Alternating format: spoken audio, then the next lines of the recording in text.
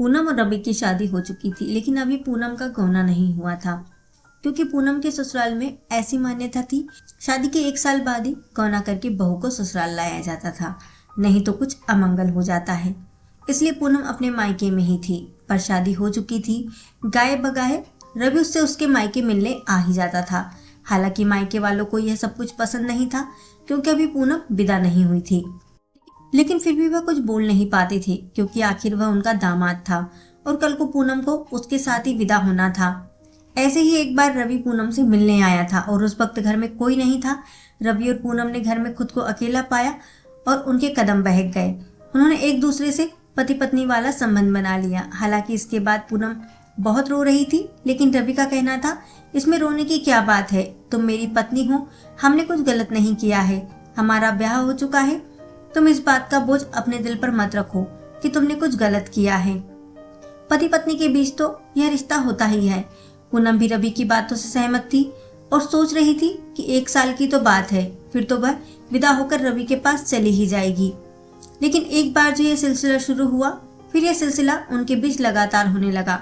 पूनम घर पर जब भी अकेली होती, रवि को पता होता और वह मौका पाकर पूनम के घर आ जाता। फिर दोनों के बीच में पति पत्नी का संबंध बन जाता। अब पूनम भी सहज हो चुकी थी। उसे लगता था आखिर रवि उसका पति है तो इसमें क्या गलत है। उनके हिसाब से गलत तो कुछ भी नहीं था, पर देखा जाए तो बहुत बड़ी गलती थी, क्योंकि पूनम अभी विदा नहीं हुई थी और उसकी विदाई में अभी पूरे 7 महीने बाकी थे। 5 महीने हुए थे पूनम और रवि की शादी को। एकाएक पूनम को पता चला कि वह गर्भवती है। अब तो रवि और पूनम की हालत खराब हो चुकी थी कि वह क्या करे। पूनम 3 महीने की गर्भवती थी, क्योंकि 3 महीने से पूनम को पीरियड नहीं हुए थे, पर वह समझ नहीं पा रही थी। जब तक समझ में आया तब तक 3 महीने बीत चुके थे, तो अब दवा खाने से कोई फायदा नहीं था। पूनम जोर जोर से रोने लगी। रवि की भी हालत खराब हो गई कि वह अब क्या करे। घर में किसी को बताने की हिम्मत नहीं थी, ना ही पूनम को और ना ही रवि को।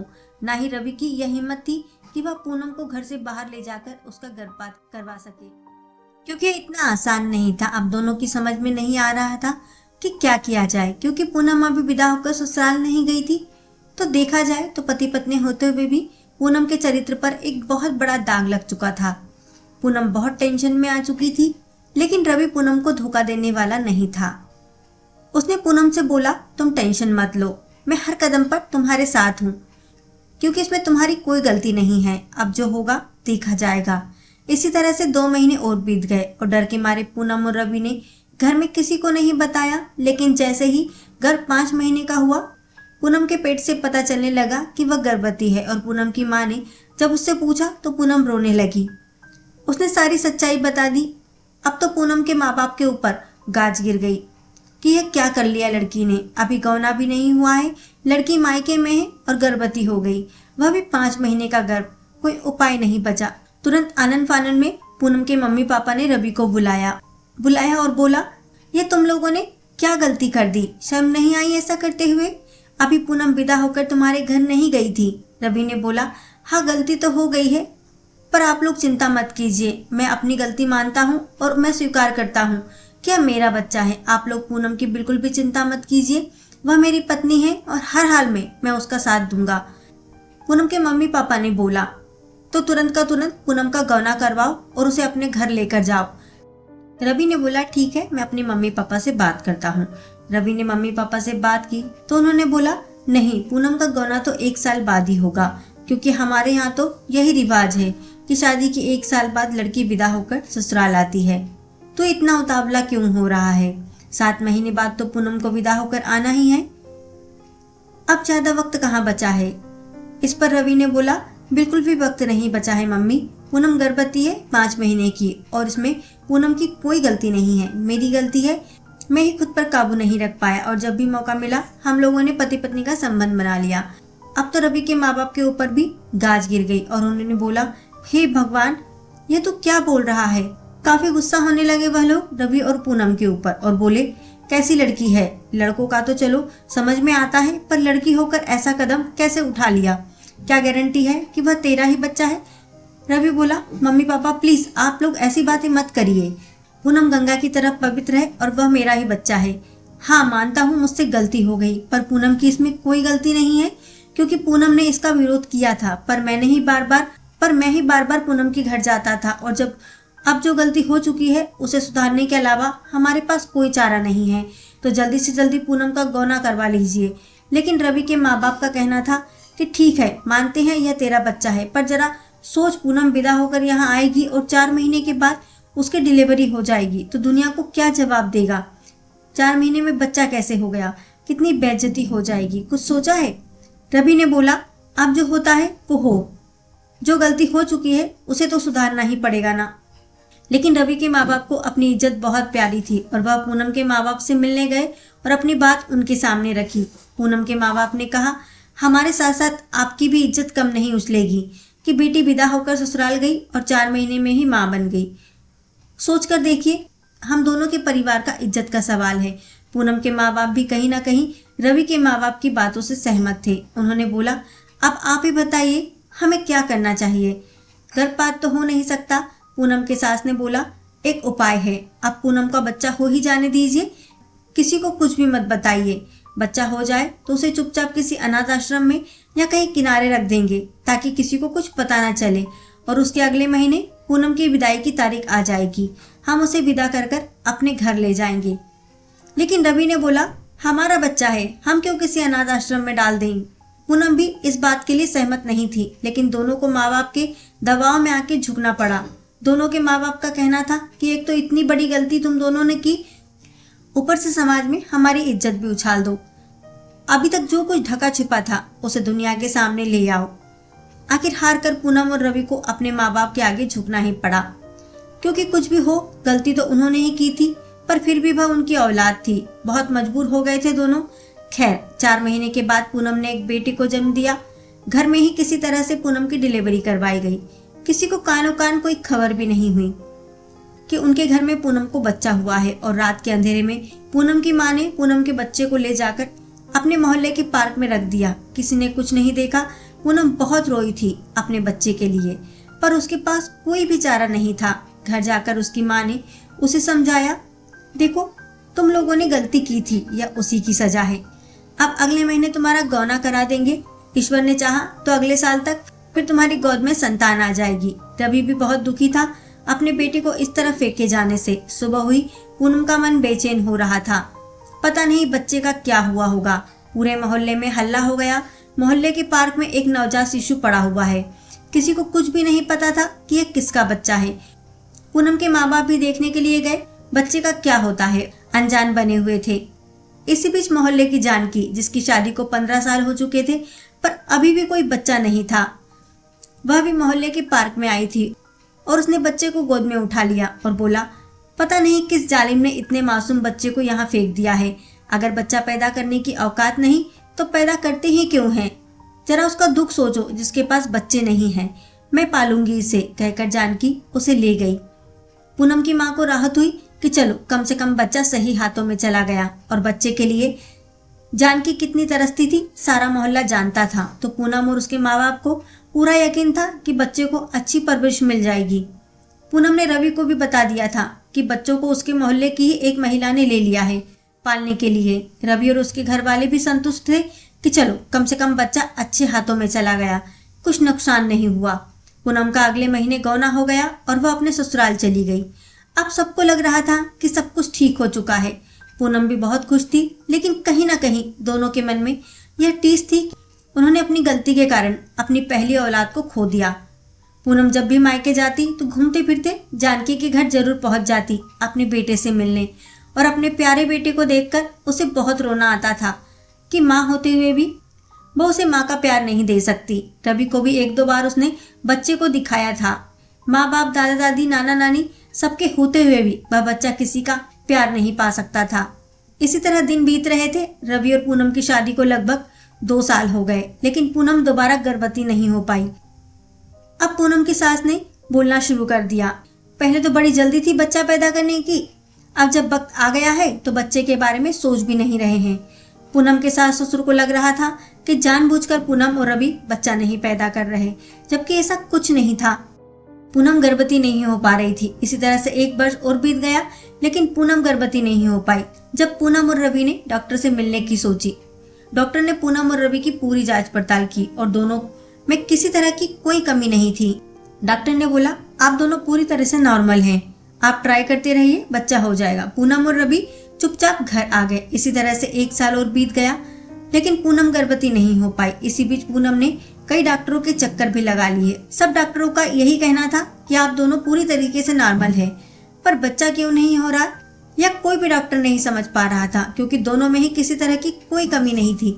लेकिन पूनम और रवि को समझ में आ चुका था और साथ ही साथ उसके घर वालों को भी, यह भगवान उनको सजा दे रहा है उनकी गलती की, अपने कोख से जन्मी अपनी औलाद को समाज के डर से अपने से दूर करने की, एक जायज संतान को नाजायज का तमगा लगाने की। और रवि और पूनम परेशान हो चुके थे, लेकिन कोई चारा नहीं बचा था। पूनम ने टेस्ट ट्यूब बेबी के लिए भी ट्राई किया, पर उसमें भी उनको सफलता नहीं मिली। बुरी तरह से हार गए थे रवि और पूनम। रवि अपने माँ बाप का इकलौता बेटा था, अब तो उसके माँ बाप को चिंता होने लगी। इस तरह से तो हमारा खानदान ही खत्म हो जाएगा। इधर पूनम और रवि भी माँ बाप बनने के लिए तरस चुके थे। लगभग 7 साल हो चुके थे पूनम का गौना हुए और 8 साल हो चुके थे उसकी शादी को। अभी तक पूनम माँ नहीं बन पाई थी। अब उन्हें पता चल चुका था कि अब वह कभी माँ बाप नहीं बन पाएंगे, क्योंकि ईश्वर को मंजूर नहीं था। इसलिए तो कोई भी कमी नहीं होने के बावजूद भी पूनम गर्भवती नहीं हो पा रही थी।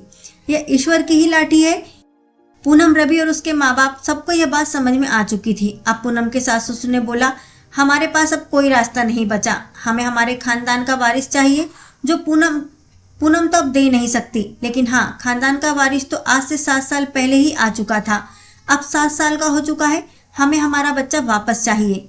रवि ने बोला, क्यों माँ, उस वक्त तो आपको समाज की बहुत चिंता थी, अपनी इज्जत की बहुत चिंता थी, और आपके झूठे इज्जत के चक्कर में हमें अपना बच्चा नाजायज बच्चों की तरफ फेंकना पड़ा, जो कि किसी भी तरह से नाजायज नहीं था, क्योंकि हम दोनों शादीशुदा थे। लेकिन आप लोग और पूनम के मम्मी पापा की जिद में हमें अपने बच्चे को त्याग करना पड़ा।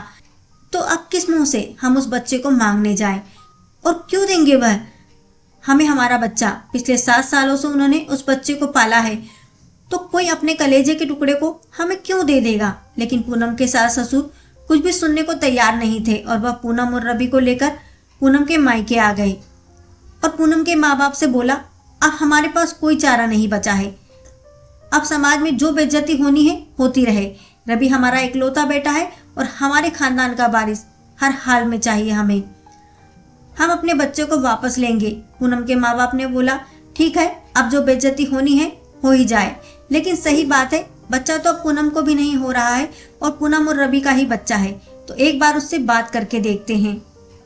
यह सोचकर पूनम और रवि के घर वाले पूनम और रवि को लेकर जानकी के घर गए। अपने पोते को देखकर रवि के माँ बाप निहाल हो गए। जो बच्चा कल उनके इज्जत पर दाग लगा रहा था, आज वही बच्चा उनकी जान बन गया और उन्होंने उसे गोद में उठा लिया और प्यार करने लगे। बच्चा जोर जोर से रोने लगा मम्मी के पास जाने के लिए। जानकी देवी ने उनसे बच्चा ले लिया और बोला, यह आप क्या कर रहे हो? क्या बात है, आप सब लोग एक साथ यहाँ? पूनम ने जानकी देवी के पैर पकड़ लिए और बोला, भाभी, मैं आपसे कुछ बोलना चाहती हूँ। यह जो बच्चा है ना, यह मेरा है। मैं गौने से पहले ही गर्भवती हो गई थी और समाज के डर से इसे पैदा करके पार्क में रख दिया था। मेरे घर वाले और रवि के घर वाले दोनों इस बारे में जानते थे, पर दोनों को अपनी अपनी इज्जत बहुत प्यारी थी और मेरा गौना नहीं हुआ था, इसलिए इस बच्चे को पार्क में रख दिया था मेरी मम्मी ने। लेकिन भगवान की लाठी देखिए, 7 साल हो गए मेरा गौना हुए, मेरा बच्चा भी 7 साल का हो गया, लेकिन फिर भी मेरी कोख नहीं भरी। सब कुछ ठीक होते हुए भी मैं गर्भवती नहीं हो पा रही हूँ, क्योंकि यह ईश्वर का न्याय है।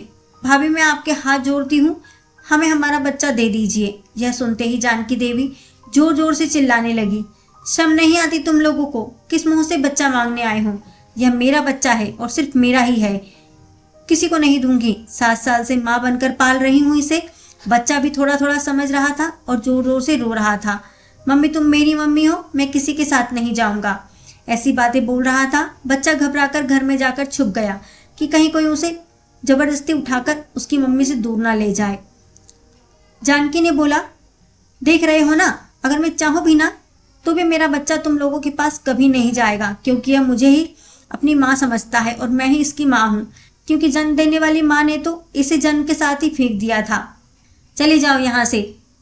मैं तुम लोगों को कोई बच्चा नहीं देने वाली। पूनम के सास ससुर ने बोला, देखो अगर हम कोर्ट में केस करेंगे और बहुत आसानी से साबित कर देंगे कि यह बच्चा पूनम और रवि का है, फिर तो तुम्हें बच्चा देना ही होगा। जानकी ने बोला, जो करना है वो कर लो, यह बच्चा मैं किसी भी कीमत पर नहीं दूंगी। पूनम और उसके घर वाले चुपचाप वहां से चले गए। पूनम के ससुराल वालों ने जानकी के ऊपर केस कर दिया कि उसने उनका बच्चा रख रखा है।